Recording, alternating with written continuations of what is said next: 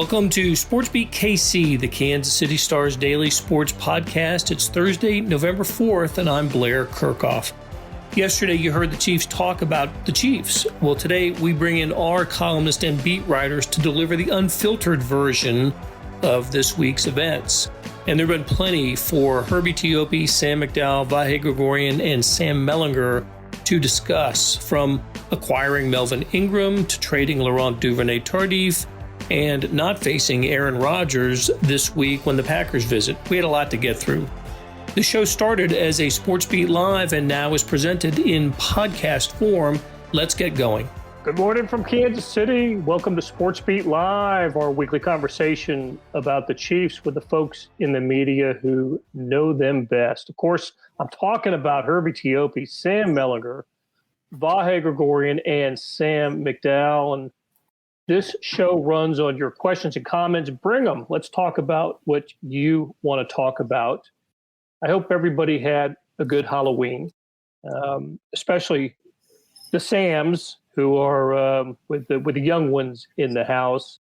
And I hope Herbie got his fill of candy corn this year. You know, we didn't go there, Herbie, pre-Halloween, but I just wanted to let everybody know and remind them their favorite Halloween candy is the most despicable, maybe stuff that any human being could ever consume. Candy corn. You can't go wrong. Oh my God. Dear God. What? Can we be shut down? Hey, they have candy corn flavored Oreos. I just found that out in the last 2 weeks, and my goodness, I can't wait to get my hands on some. Oh. There's not a better 4-second summation of Herbie Teope and his time at the Star than that video right there. That is, and I have to say, what I love is the uniformity of the reaction. Even though it all comes in a little bit, everybody's got a little different look, a little different form. It was not staged. It was not choreographed. It was pure. It was pretty natural from the heart. That just has that waiting. She didn't even know we were going to bring up this conversation. Just immediately, she's got it ready. So she shows all of her friends clearly. She's got this video in a spot easily accessible. Anyway, so hey, look, a newsy week for the Chiefs, and starting with Monday Night Football victory over the New York Giants, and we got a lot to get to. But let's start with a little bit of news this morning, Herbie. Nick Bolton made some news. Yeah, Nick Bolton, the tackling machine out of Missouri. The NFL named him the Defensive Rookie of the Month. 43 tackles, including 7 for a loss. And the guy has been what the Chiefs have wanted in that defense, somebody who's going to be around the football and knows around the football. He closed out the month of October in a flurry, 15 tackles against the Titans, 11 against the Giants. He leads the Chiefs defense right now by a wide margin, 66 tackles. Second on the team right now is L'Jarius Sneed with 40. So Bolton has been the guy that, they thought they were getting when they used a second-round pick on him. Tell you, there was a time earlier this year when I thought he was kind of a step slow and still wasn't getting it done in pass coverage. But just no arguing right now with the play that they're getting from the Missouri rookie. Yeah, absolutely. This stands out about him. I mean, he leads the team in tackles because he makes the tackle when he has an opportunity, and he gets there. I mean, I'm sure the pass coverage is still a question and maybe even an issue somewhere between that for him. But it is fun to watch him tackle, and I haven't said that about a lot of Chiefs in recent times. You know how good he is right now? When the Packers had their press conference yesterday, Aaron Jones didn't even mention him. He mentioned Daniel Sorensen. So that tells you that the Packers are well aware of who the playmakers are on that Chiefs defense. I would add just real quick, I think that Bolton and Willie Gay is a good partnership. So I think that Gay can sort of do some of the things that Bolton's not as good at. So I think that they, complement each other pretty well. Before we continue, Richard checks in from Austria. He's lived there all his life, originally from Iowa, now in Austria. Mom once told me she'd like to have candy corn again. I got some from a specialty store in Vienna and brought them to her. she tried them and realized she actually didn't like them and must have been nostalgic about it. You got to add hot sauce to it. Okay, Tabasco sauce fixes everything. You just admitted it needs a fix. Thanks, Richard, for that memory. Hot sauce. Okay. Let's stick with the defense in the news this week. Melvin Ingram becomes a Kansas City Chief. He acquired in a trade with the Pittsburgh Steelers. The Chiefs gave up a 6th-round draft pick. That happened on Tuesday. And pretty interesting. This is a player that the Chiefs have had their eye on since the preseason. We're hoping to sign him as a free agent. He ended up signing with the Steelers, but he does end up in a Chiefs uniform. And I don't know if he plays against the Packers on Sunday or not. What's the latest on that, Herbie? Yeah, when Andy Reid talked to us Wednesday, he basically just said, the standard we'll see. He arrived Wednesday, was immediately involved with meetings, did the walkthrough. But, it's going to depend on how much he's able to absorb. I can probably see him being active and seeing some kind of rotational role as they get his feet wet in the scheme. But he's a guy that they are going to want to get into, on the field once he's absolutely comfortable with the defensive scheme and what his assignments are. So what does he bring, Sam Mack, and how might he be used in the rotation? Yeah, I mean, their biggest weakness this year is their pass rush. It arrived for the first time really against the Giants late in that game with Chris Jones back on the inside. I mean, Chris Jones had probably his most effective game since the opener, and it's because he was playing the 3-tech again. Melvin Ingram's presence allows Chris Jones to play a lot more of the 3-tech. Frank Clark I actually played his best game, and I would say 2 years on Monday night when you go back and watch his tape. So, if they could pair those two together and get a rotation with Mike Dana, maybe they can solve, like I said, what I think is the biggest issue. The question is how much does Melvin Ingram have left? He's only got 1 sack this year. He's battled 3 injuries over the past 2 years. Including he didn't play last week because of a minor groin issue with the Steelers. But Pro Football Focus put out the stat. His pressure rate is at 12.9% this year. He has 18 quarterback pressures. His career is 12.8. So he's right in line with his career numbers. And that shows you he does have something left. And the attribute that the Chiefs need the most. The other thing about Melvin Ingram is he's not just, a one-trick pony that rushes the passer. He historically has been pretty good against the run as well, a good edge setter, an all-around player. But of course, I mean, just back to the top of this, he's 32 years old. So one other thing, though, about what Herbie just mentioned, Andy Reid didn't say whether or not what they expect from Melvin Ingram this week. Tyrann Mathieu actually said – he expects him to be up to speed next week. And I don't know whether he's given something away there or whether he's just, talking from a player's perspective about what the reasonable expectations are. Well, I tell you, it seems like when players come to the Chiefs, it always takes them a while to get up and going. It's not necessarily true with other teams. When players go to other teams, Zach Ertz goes to the Cardinals and catches a touchdown pass and is, after being in a Cardinals uniform for the first time and, in practice for 3 days. So just seems to take a while for new Chiefs to get acclimated. You're right, Sam, 32 years old, out of South Carolina. First year in the league was 2012. And man, he had some good games against the Chiefs over the years in San Diego and with the LA Chargers. This guy was, always seems to always have been in the backfield with, when they played against Kansas City. So what do we think? Is it Melly, is this a good deal for the Chiefs? Yeah. I like the trade a lot, actually. I mean, the 6th-round pick, I understand that they've got a guy who's their starting guard right now and playing really well, who was taken in the 6th round. So that pick's not nothing, but that's not a lot to give up for something that they really need. I mean, I just think that's a good fit.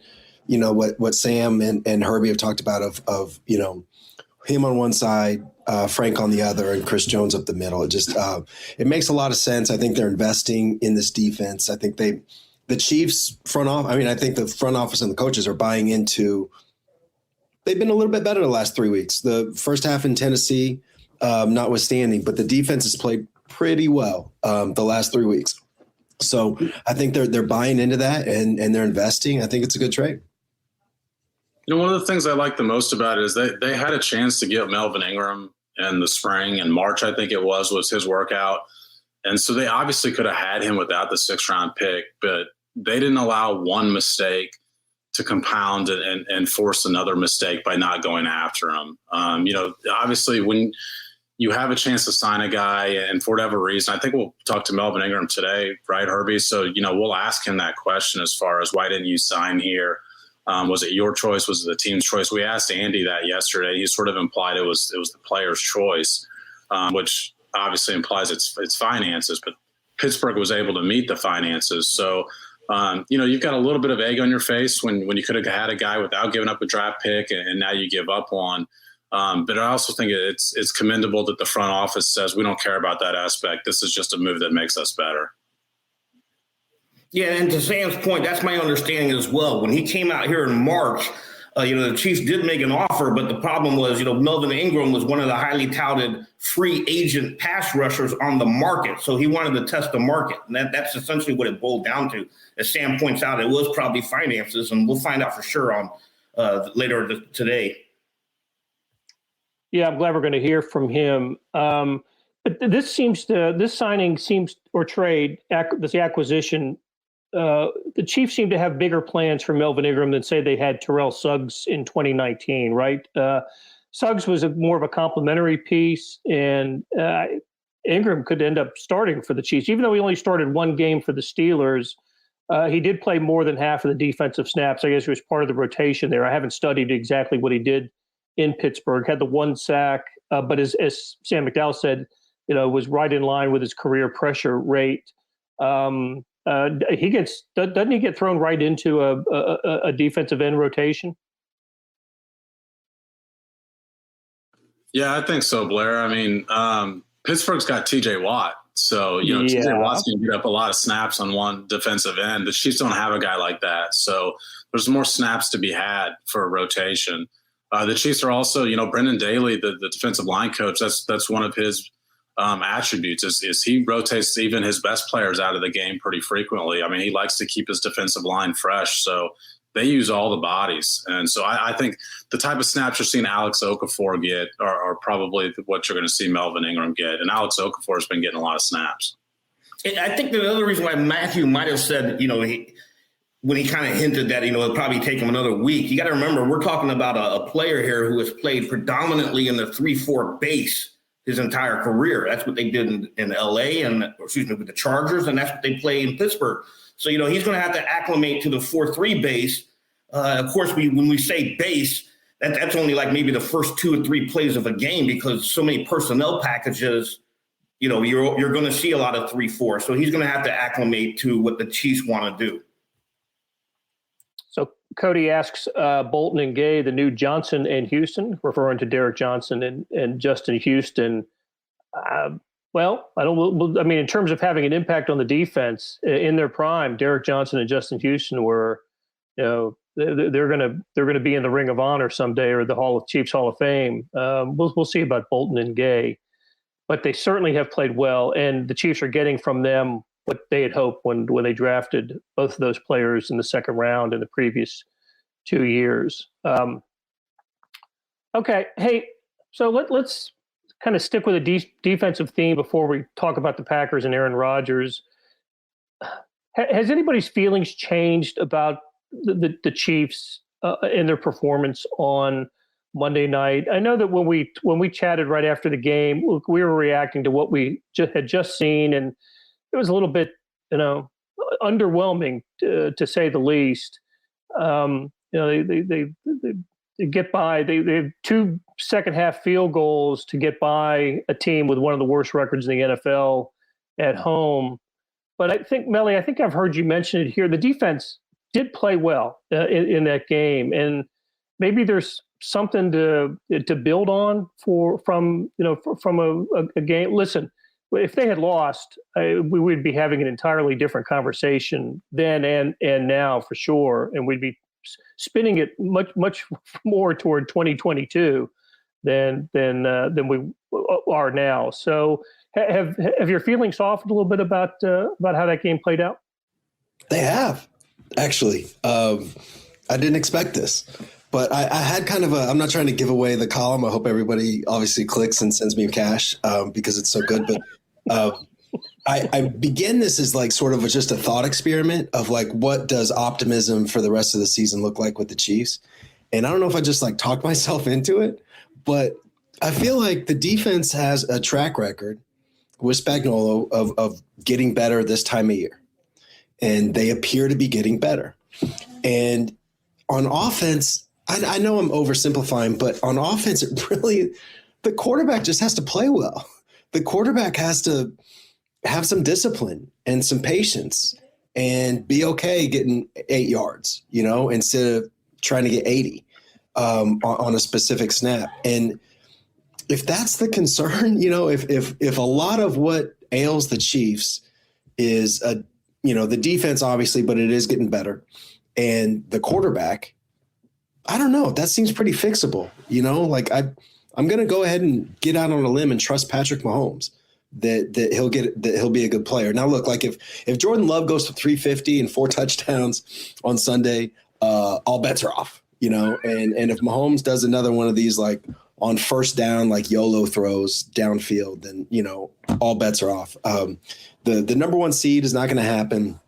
But if you look at the schedule, I mean, there's a way that they can get in, and even if it's as the 5, 6, 7 seed, if they get in the playoffs, they're going to be a problem for somebody. And if I had to bet, who knows? But if I had to bet, I think that's where this thing is headed. Vahe, you're always the big pessimist here. You're just kidding. What do you think, bud? It's funny Sam said thought experiment, because I've been my thought experiment has been about how luck says a lot more about stuff than we really think of sometimes. And they've been playing bad football with bad luck, and sometimes it's hard to tell where one begins and the other ends. But I keep thinking about, it's 4 or 5, depending on how you interpret it. Half of Patrick Mahomes' interceptions went off of a Chief. I keep thinking about L'Jarius Sneed falling down when there's a pick 6 to be had. I keep thinking about how they've had luck that went their way in the past, whether it was, a poorly considered fake punt call by the Houston Texans in the playoffs, or you name it. But it makes me realize that if they just, this is to me a hinge that this can all still hang on for them.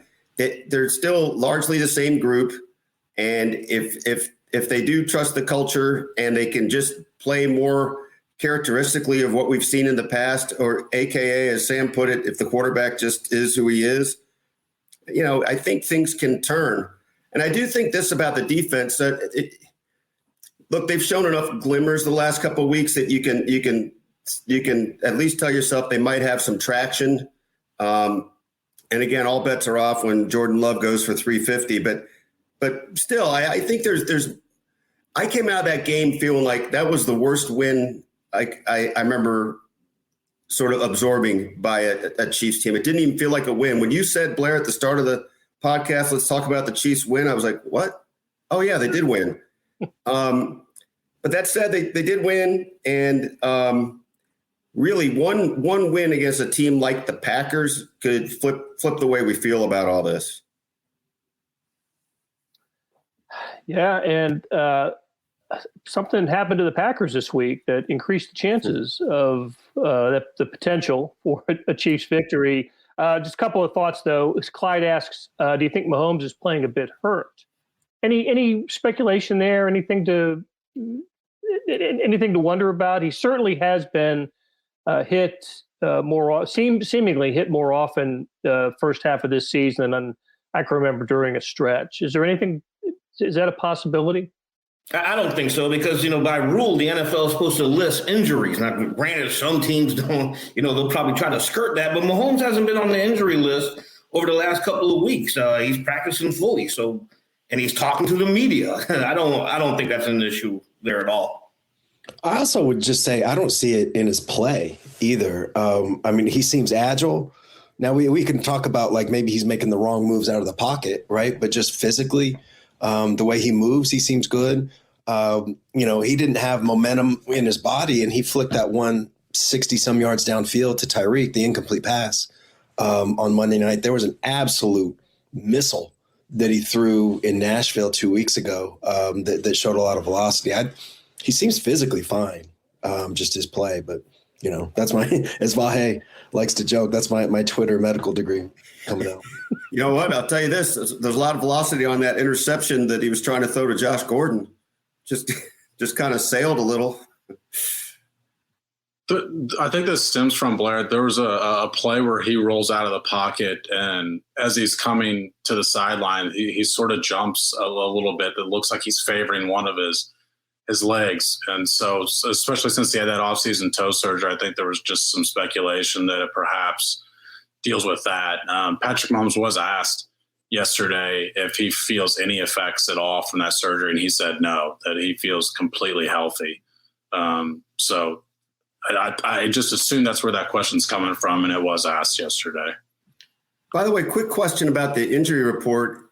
You guys remind me, didn't Tyron say after, was it the Washington game, that he had a broken finger or something worse? That's never shown up on an injury report. It just showed up in Tyron's statement. It showed up the following week. Oh, it did? Yeah, bad. Yeah. It didn't show up when he had it, and it sounded like he had Well, he did it during the game. So. Okay. Yeah, not only that, he came out in practice wearing a heavy brace on his right thumb. So, yeah, and then he showed up on the injury report with it. As Emily Litella would say, never mind. And only you and I would remember who Emily Litella was.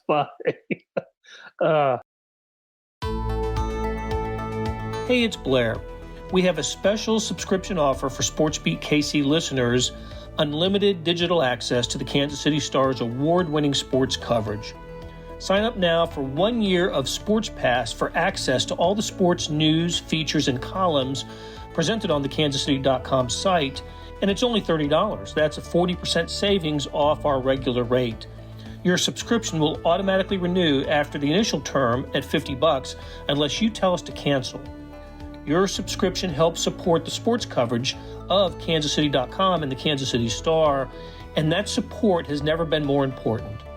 Please visit kansascity.com/SportsBeatKC offer to get this special offer.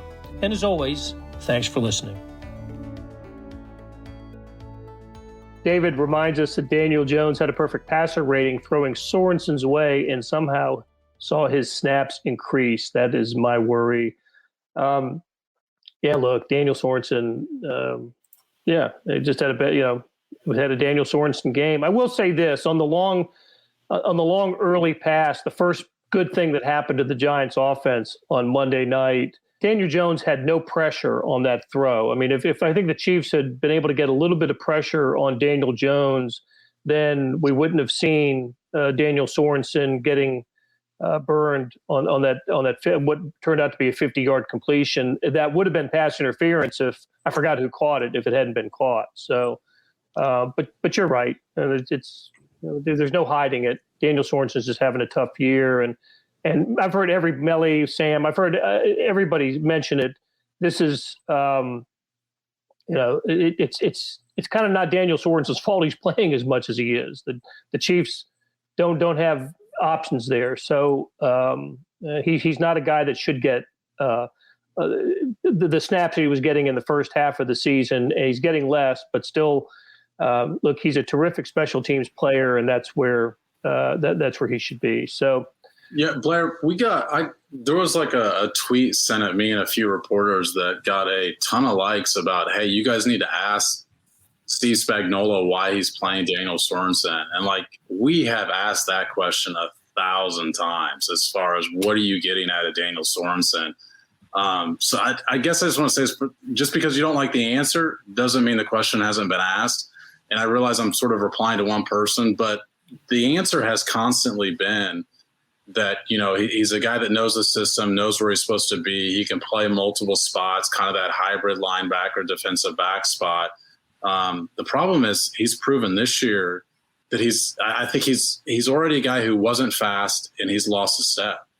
And so even if he knows where he's supposed to be, he's sort of pointing to it 5 or 6 yards away because he's just not fast enough to get there. But not only is playing him indicative of what you said, Blair, the other options on the depth chart, but he was isolated one-on-one 45 yards down the field. And there should never be a play that's called that isolates Daniel Sorensen from the Chiefs' perspective, where he's one-on-one deep with a wide receiver like that.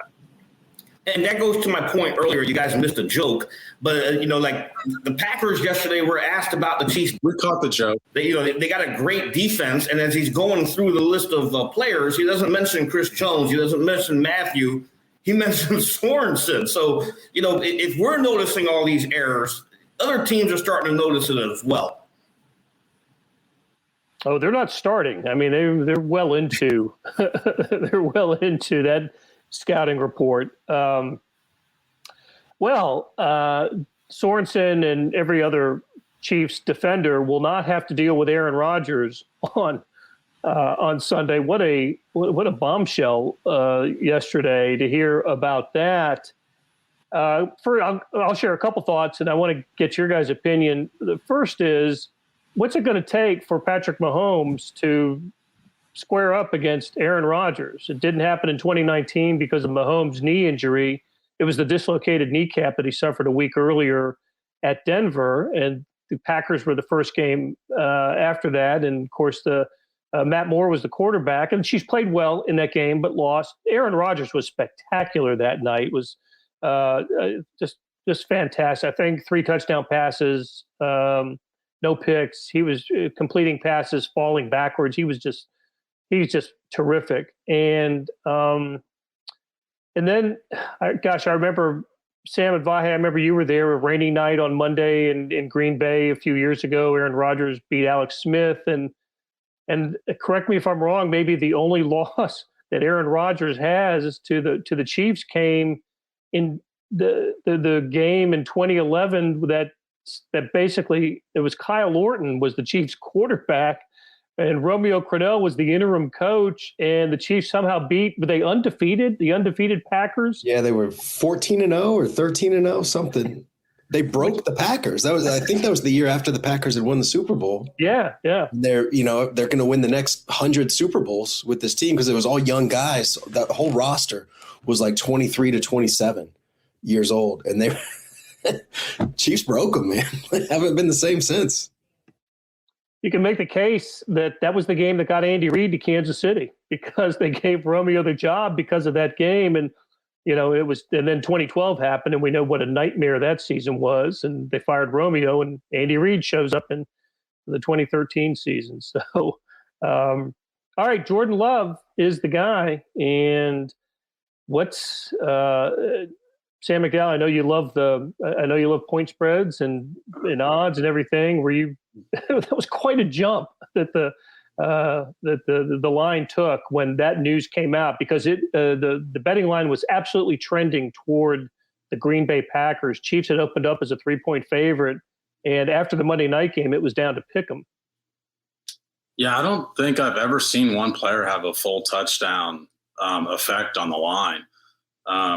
The Chiefs say nothing changes with Aaron Rodgers to Jordan Love, just the same guy back there. There actually is a little bit of truth to that, which is the Packers don't have enough time to revamp their offense around Jordan Love in 4 days. I mean, they find out Wednesday that their quarterback's not going to play. They're coming to Kansas City. They're going to be traveling on Saturday. So really that's 3 days of install for Jordan Love. So he's going to have to run the stuff that Aaron Rodgers is running, at least from the same playbook. What plays they call could change. So the Chiefs now have to figure out, what does this guy prefer to do on those plays? And so that's what Tyrann Mathieu was talking about as far as, does he like to take his first read and throw it right away? Does he like to take some time in the pocket and allow himself to find the deep shot? And he's only thrown 7 NFL passes. So the answers to those are not coming from regular season film.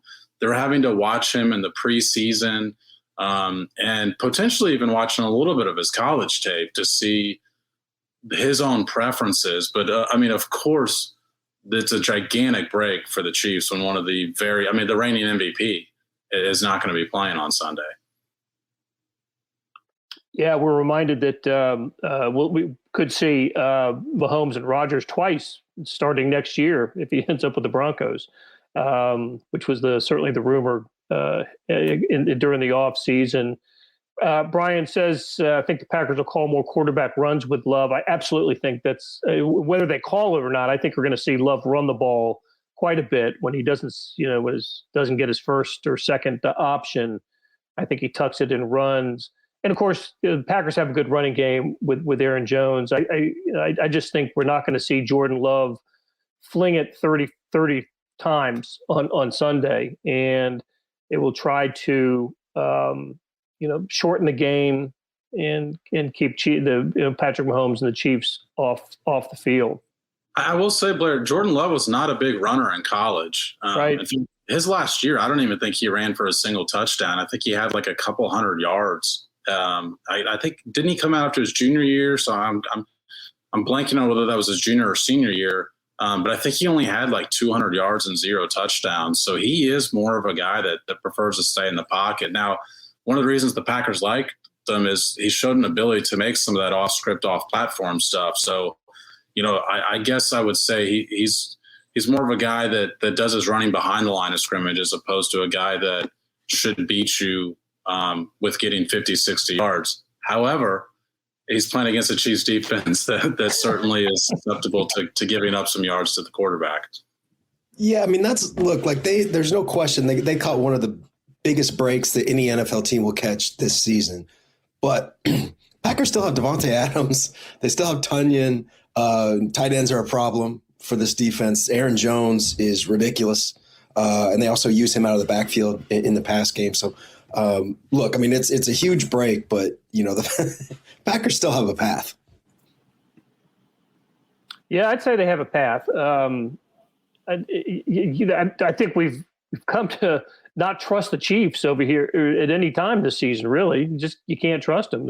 When they play as well as they did offensively in Philadelphia or have a second half as they did in Washington, you think, okay, those are the familiar Chiefs, but they're just has not been enough of that for this team.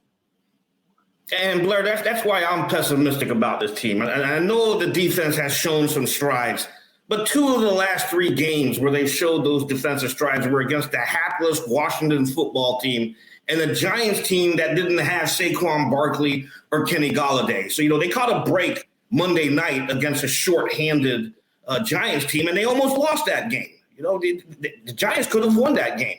Now, Jordan Love is obviously a quarterback, so that's a different animal, but the Packers are still, like Melly pointed out, they're still loaded. And they're the hottest team in football, right? After that opening game loss to the Saints, they've won 7 in a row, beat the Cardinals after, the last undefeated team in the NFL.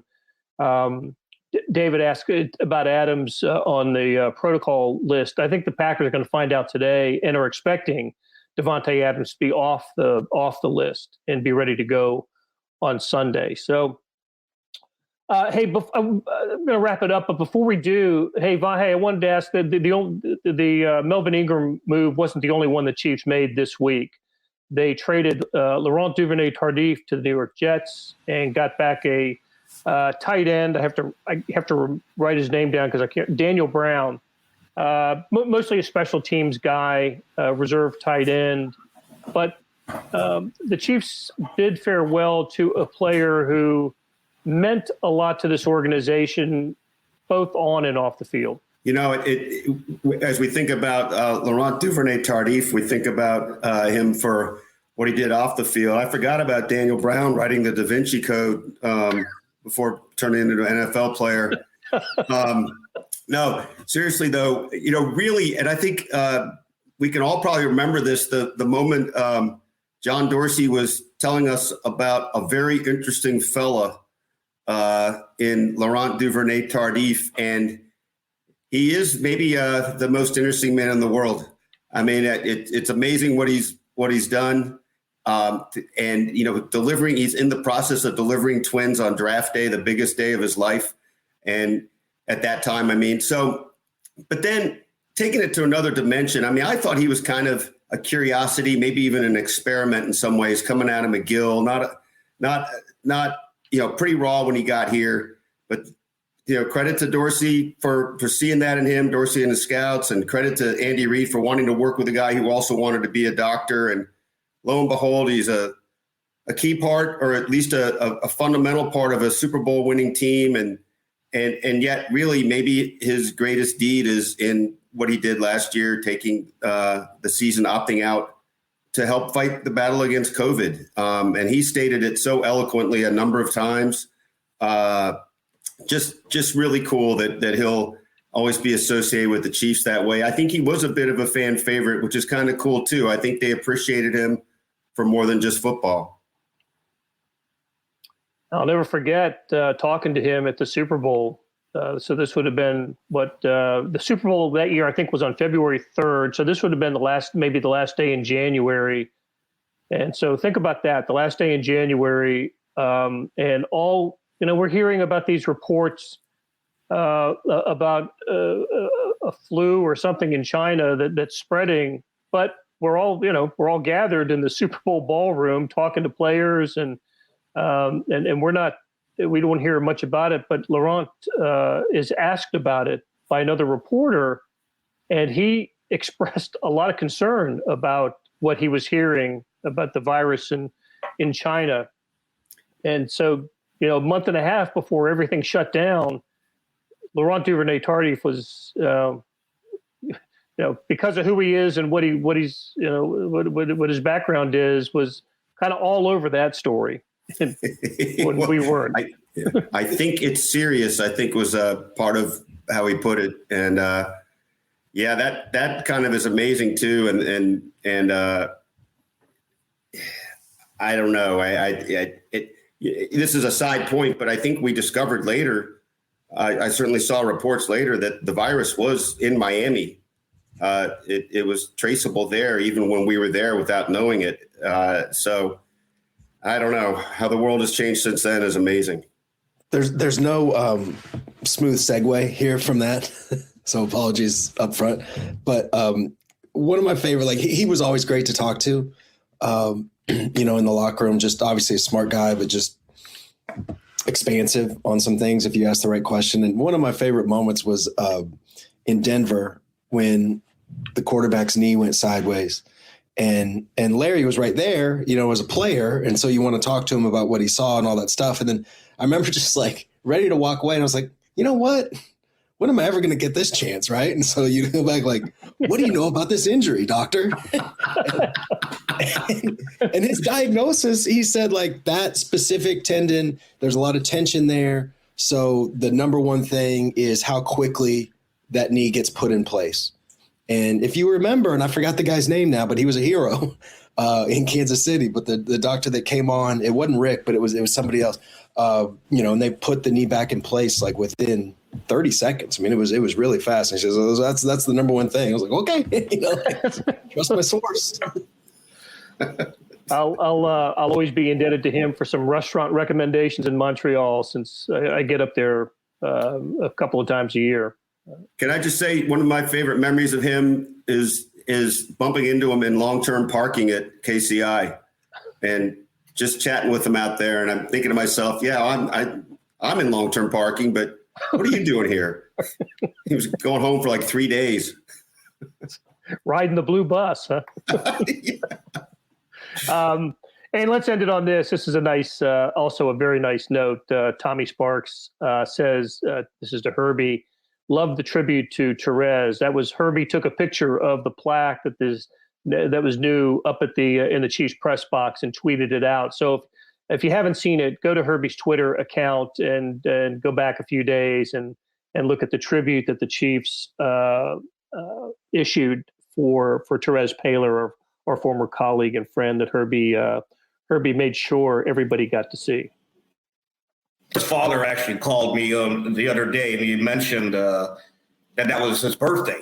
So Monday was Therez's father's birthday, and he mentioned that that was the best birthday present he had ever seen. So kudos to the Chiefs for doing that. Excellent.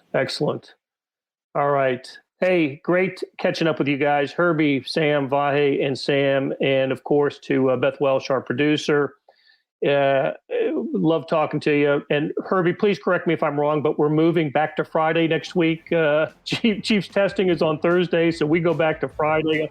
Join us again after the game on probably around 8:30 or so on Sunday, and then we move back to our usual Friday mornings at 9:30. So until then, we'll talk to you later. That'll do it for today. Thanks to our SportsBeat KC production staff of Beth Welsh, Monty Davis, Jeff Rosen, and Chris Fickett. Tip of the cap to Herbie Teope, Sam McDowell, Vahe Gregorian, and Sam Mellinger for stopping by and talking Chiefs. Links to stories about the Chiefs can be found in the show notes and on kansascity.com. So let's talk about the morning sports edition. If you're not seeing it, you're really missing out. On kansascity.com, you go to the Stars e-edition. That's a replica of the printed newspaper on your screen that comes with your digital subscription. Well, now there's an updated sports section produced separately that goes along with it. When you open the e-edition, there's a box in the upper right-hand corner that says All Editions. You click on that and you can access tons of pages about sports. Hey, you might also get a link in your email. I do, and it's there by about 6 a.m. every morning. However you see it, you know what I'm talking about. It is complete coverage of the previous day's sports news, feature statistics, everything. It's fantastic. Hey, thanks for reading the Star and listening to our podcast lineup. You're helping support the best sports and news coverage in Kansas City, and we cannot produce programs like SportsBeat KC without you. We'll be back on Friday talking about the college football weekend. Hope you'll join us.